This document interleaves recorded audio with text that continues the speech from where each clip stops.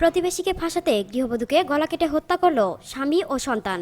দর্শক, এই ন্যক্কারজনক ঘটনাটি ঘটেছে।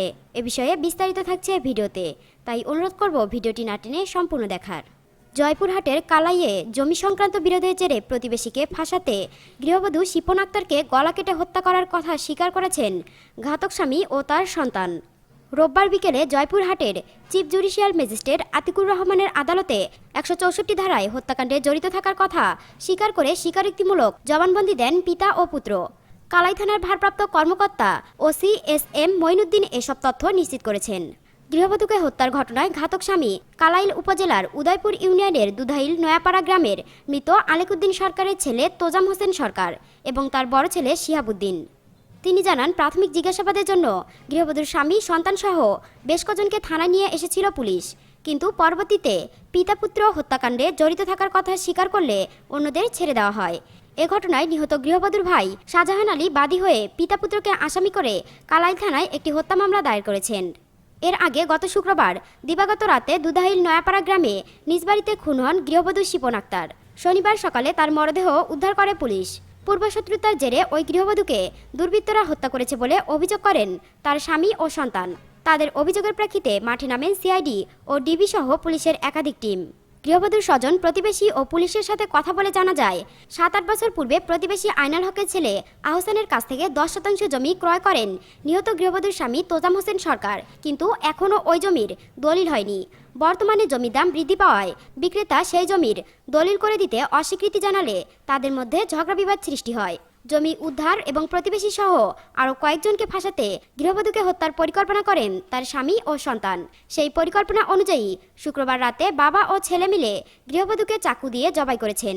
এরপর তারা পুলিশে খবর দিলে মৃতদেহ উদ্ধার করে ময়নাতদন্তের জন্য জয়পুর জেলা আধুনিক হাসপাতালের মর্গে পাঠানো হয়েছে।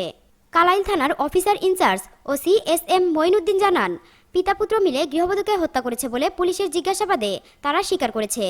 রোববার বিকেলে তাদের দেওয়া স্বীকারোক্তিমূলক জবানবন্দি ১৬৪ ধারায় রেকর্ড করার জন্য চিফ জুডিশিয়াল ম্যাজিস্ট্রেট আদালতে হাজির করা হয়েছে। এবার ভাতিজাকে বিয়ে করলেন ৫০ বছরের চাচি। দর্শক, এই ন্যক্কারজনক ঘটনাটি ঘটেছে।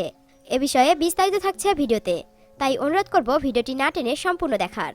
ফরিদপুরের সালতা উপজেলার ৩৮ বছর বয়সী ভাতিজার প্রেমে পড়ে ৫০ বছর বয়সী ৩ সন্তানের জননী চাচি উধাও হয়েছেন। পালিয়ে যাওয়ার সময় নগদ ৩.৫ লাখ টাকা ও ৩.৫ ভরি স্বর্ণ নিয়ে গেছেন। উপজেলার খারদিয়া ইউনিয়নের উজিরপুর গ্রামে এ ঘটনা ঘটেছে। এদিকে ভাতিজার হাত ধরে ৫০ বছর বয়সী চাচি উধাও হওয়ার ঘটনায় এলাকায় চাঞ্চল্য সৃষ্টি হয়েছে। বিষয়টি নিয়ে এলাকার মধ্যে চলছে আলোচনা সমালোচনা। স্থানীয় সূত্র জানায়, মালয়েশিয়া প্রবাসী উজিরপুর গ্রামের জিয়ারুল শেখের স্ত্রী হেমা বেগমের সঙ্গে দীর্ঘদিন ধরে একই গ্রামের মৃত আব্দুল মাজেদ ফকিরের ছেলে সোহেল রানা ফকিরের পরকীয়া প্রেমের সম্পর্ক চলছিল। সম্পর্কে তারা চাচি ভাতিজা। হেমা কাউকে কিছু না বলে পালিয়ে যান। অনেক খোঁজাখুঁজির পর জানা যায়, ভাতিজা সোহেল রানা ফকিরের সঙ্গে পালিয়ে গেছেন হেমা। সেই সঙ্গে সোহেল রানাকে বিয়ে করে তার বাড়িতেই রয়েছেন তিনি। স্থানীয়রা জানান, হেমা বেগমের প্রথম সন্তান অর্থাৎ সুমি আক্তার বিবাহিত এবং এক সন্তানের জননী। বড় ছেলে নাজমুল শেখ এবার এসএসসি পরীক্ষা দিলেও পাশ করতে পারেনি এবং তৃতীয় ছেলে সালাউদ্দিন জেএসসি পরীক্ষার্থী। মারিয়া আক্তার নামে এক শিশুকে পানিতে ফেলে দিয়ে হত্যা করেছে সৎমা। দর্শক, এই ন্যক্কারজনক ঘটনাটি ঘটেছে। এ বিষয়ে বিস্তারিত থাকছে ভিডিওতে, তাই অনুরোধ করব ভিডিওটি না টেনে সম্পূর্ণ দেখার। মারিয়া আক্তার নামে শিশুকে পানিতে ফেলে দিয়ে হত্যা করেছে সৎমা। এ ঘটনায় সৎমা সোনিয়া বেগমকে আটক করেছে পুলিশ। শনিবার বিষয়টি নিশ্চিত করেছেন টুঙ্গিপাড়া থানার পরিদর্শক আবুল মনসুর। জানা গেছে, শুক্রবার সকাল ৮টার দিকে বার্নি ইউনিয়নের গাজালিয়া গ্রামের কাঠুরিয়া খালের ওপর নির্মিত সুইচ গেট থেকে ওই শিশুকে ধাক্কা দিয়ে ফেলে দেয় সৎমা সোনিয়া। এ সময় জোয়ার থাকার মুহূর্তেই শিশুটি পানিতে ডুবে যায়। পরে পুলিশ খবর পেয়ে ঘটনাস্থলে এসে সৎমা সোনিয়া বেগমকে জিজ্ঞাসাবাদ করলে তিনি পানিতে ফেলে দেওয়ার ঘটনাটি স্বীকার করেন। শিশুকন্যার বাবা রহমত মোল্লা বলেন, প্রায় ৫ মাস আগে সন্তান প্রসব হওয়ার সময় তার স্ত্রী রিনা বেগম সদ্য জন্ম নেওয়া শিশুসহ মোট ৩ মেয়ে রেখে মারা যান। ৪ মাস আগে ওই সন্তানদের লালন পালনের জন্য গাজালিয়া গ্রামের মিজানুর শিকদারের মেয়ে সোনিয়াকে বিয়ে করি, কিন্তু মেয়েদের প্রতি ভালোবাসা থাকায় সে খুব হিংসা করত। কিছুদিন পর এক মেয়ে মারা গেলে বাকি ২ মেয়ে সানজিদা ও মারিয়াকে নিজের কাছে রাখায় দ্বিতীয় স্ত্রী মেনে নিতে পারছিলেন না। আমি বাড়িতে না থাকলেই প্রতিনিয়ত ওদের সাথে খারাপ ব্যবহার করত। এই নিয়ে আমাদের মধ্যে ঝামেলা লেগেই থাকত। তিনি আরও বলেন, খুব সকালে মাছ ধরে বাজারে বিক্রি করে বাড়ি এসে দুই মেয়ের মধ্যে মারিয়াকে খুঁজে পাচ্ছিলাম না। পরে দ্বিতীয় স্ত্রী সোনিয়ার কাছে জানতে চাইলে জানি না বলে দৌড়ে পালাতে শুরু করে। তখন কয়েকজন এলাকাবাসী ও স্বজনরা তাকে ধরে ফেলেন। পরে থানায় খবর দিলে পুলিশ আসে। তখন মেয়েকে পানিতে ফেলে দেওয়ার বিষয়টি স্বীকার করে সোনিয়া। টুঙ্গিপাড়া থানার পরিদর্শক আবুল মনসুর বলেন, বিয়ের পর থেকেই আগের পক্ষের দুই মেয়ের সাথে বিমাতা সুলভ আচরণ করতে থাকে। এ নিয়ে একাধিকবার সালিশ বৈঠকও হয়েছে, কিন্তু হিংসার বশবর্তী হয়ে মারিয়াকে সুইচ গেট থেকে ধাক্কা দিয়ে খালে ফেলে দেয় সোনিয়া। অনেক খোঁজাখুঁজির পর মারিয়াকে খুঁজে না পেয়ে টুঙ্গিপাড়া ফায়ার সার্ভিস ও খুলনা থেকে ডুবুরি দল এসে বিকেল 3:30টার দিকে শিশুটির মরদেহ উদ্ধার করে। দর্শক, এখনকার মতো এখানেই শেষ। পরবর্তী আপডেট নিউজ পেতে আমাদের সাথেই থাকুন। ধন্যবাদ। ঈদের ছুটিতে বাড়িতে এসে ফুফাতো বোনকে ধর্ষণে ব্যর্থ হয়ে তাকে হত্যা করেছে মামাতো ভাই। দর্শক, এ বিষয়ে বিস্তারিত থাকছে প্রতিবেদনে। পঞ্চগড়ের দেবীগঞ্জ উপজেলার দেবীডুবা ইউনিয়নের গুচ্ছগ্রাম এলাকায় শিশুকে হত্যার অভিযোগে এক কিশোরকে আটক করেছে পুলিশ। বৃহস্পতিবার দেবীগঞ্জ থানার ভারপ্রাপ্ত কর্মকর্তা ওসি জামাল হোসেন এ তথ্য নিশ্চিত করেছেন।